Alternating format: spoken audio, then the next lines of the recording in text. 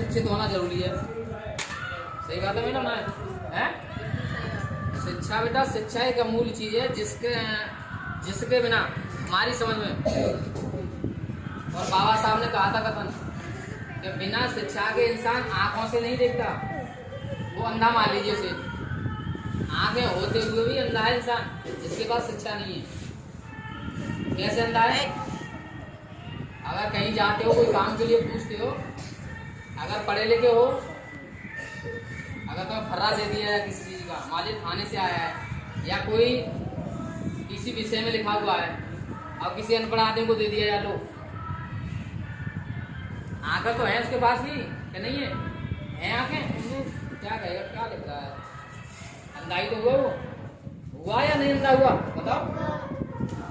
हमारे ये है, अब पढ़ा लिखा हुआ कि डॉम्स लिख रही है, एवरेडी डॉम्स की अच्छी पेंसिल है, और यही चीज अनपढ़ आदमी को दे दिया तो क्या कहेगा? काय की पेंसिल है, बताना काय की। आंखें होते हुए भी अंधा हुआ या नहीं हुआ? तो वही चीज है, शिक्षा का होना बहुत जरूरी है। कम खाओ, कम पहनो, लेकिन पढ़ाई के लिए लड़ जाओ घर वालों से लिए, ठीक है?